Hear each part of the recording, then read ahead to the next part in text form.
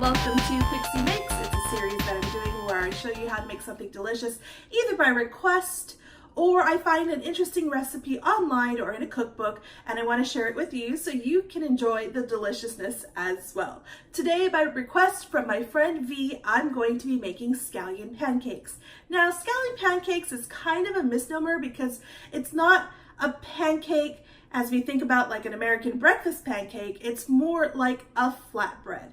And the best thing about scallion pancakes is that they're delicious, they're filling, they're very low cost, and most of the ingredients should already be in your pantry anyway. The thing you might need to buy is just scallions. Everything else you should probably have on hand already.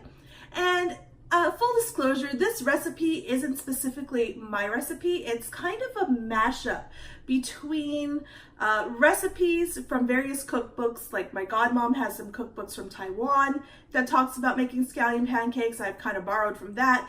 She also has her way of making scallion pancakes that she taught me, and I kind of have my way of doing scallion pancakes the way I like them. So it's kind of like a mashup of all these techniques and steps from various sources, and it comes into the way on how I make scallion pancakes now. So let's get to cooking some scallion pancakes. We're going to start with 2.5 cups of all-purpose flour in a large mixing bowl. And to that, we're going to add 1 cup of hot water. Now, most recipes call for adding boiling water, but you have to get in there and knead the dough with your hand. If you use boiling water, it gets too hot to handle and touch. So as you're adding the water into the flour, give it a mix at the same time with a wooden spoon or with a pair of chopsticks. Once you've poured in all the water, keep mixing until you can't mix it very well anymore with just a wooden utensil.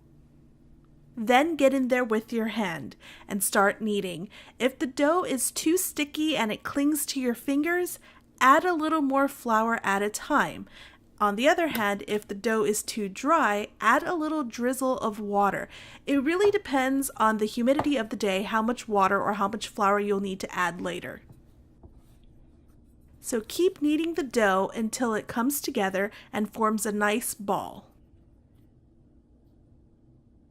Next, we're going to have to rest our dough. So make sure you oil a bowl with about a teaspoon or so of vegetable oil. And once you put the ball of dough into the bowl, make sure you turn it over so it gets coated in that oil. That way it doesn't stick to anything. Then cover the dough with damp paper towels. That way it doesn't dry out. We're going to rest the dough for about 30 minutes or so. That way the flour can get hydrated, and it also makes it so the dough can relax so we can roll it out and handle it a lot easier. So while the dough is resting, let's prep the rest of our ingredients, mainly the scallions or green onions. For this recipe, I'm using about 5 to 6 stalks of green onions. These are already washed and trimmed. Most recipes call for using just the green parts of the green onions, and I think it's mainly just for cosmetic reasons. Me, I like to use the whole thing, both the green and the white parts, because to me, it doesn't make a difference. It all has the same flavor. So what you're going to do is you're going to slice your green onions.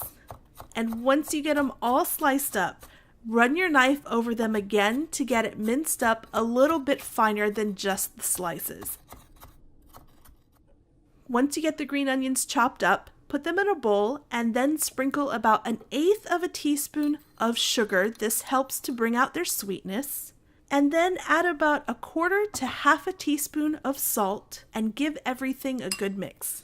Now, aside from the scallions, we're going to need about 1/4 cup of vegetable oil to brush on the dough, so pour some out into a separate container and set aside.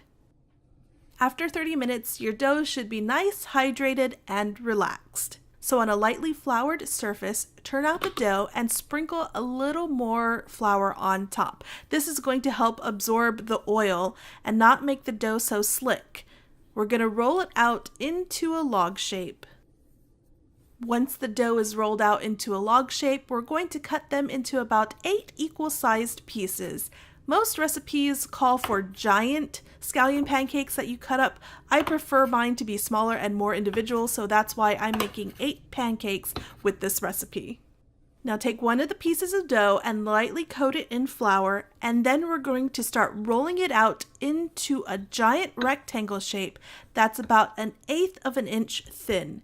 It doesn't matter if it's an exact rectangle or not, just kind of make it rectangular in shape. We're just trying to get it thin and long as possible.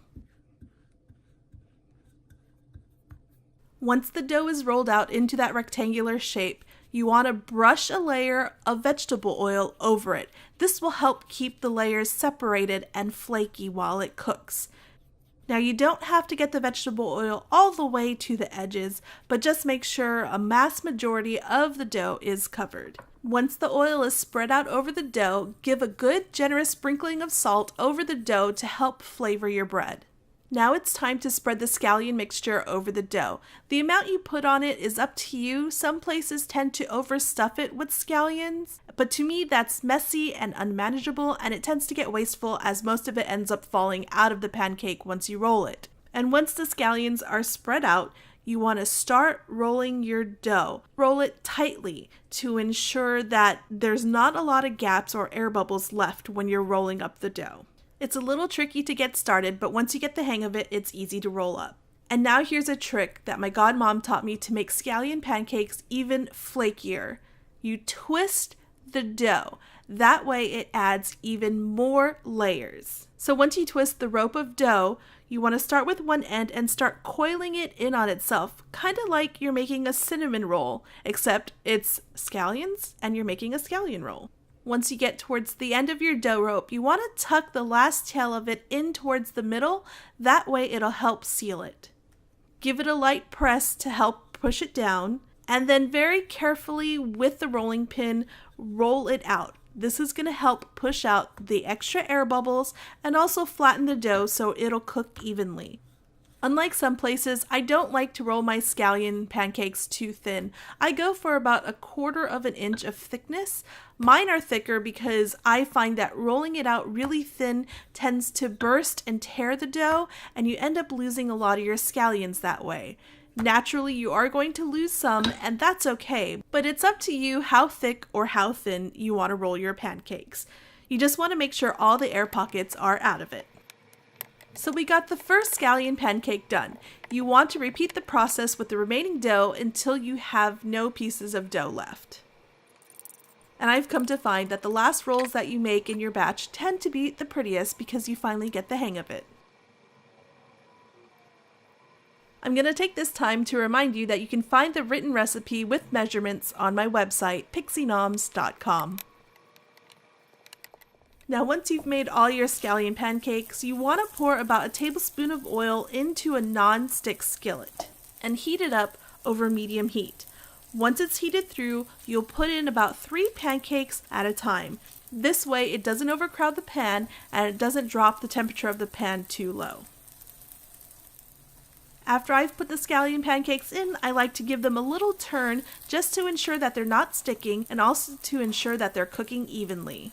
So we're going to let them go ahead and cook for 5 minutes on this first side.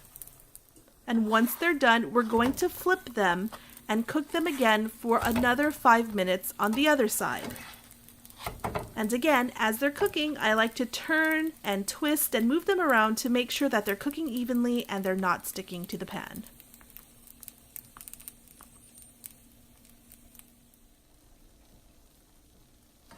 Once 5 minutes is up, we're going to flip them again and cook them on the first side for another 3 minutes.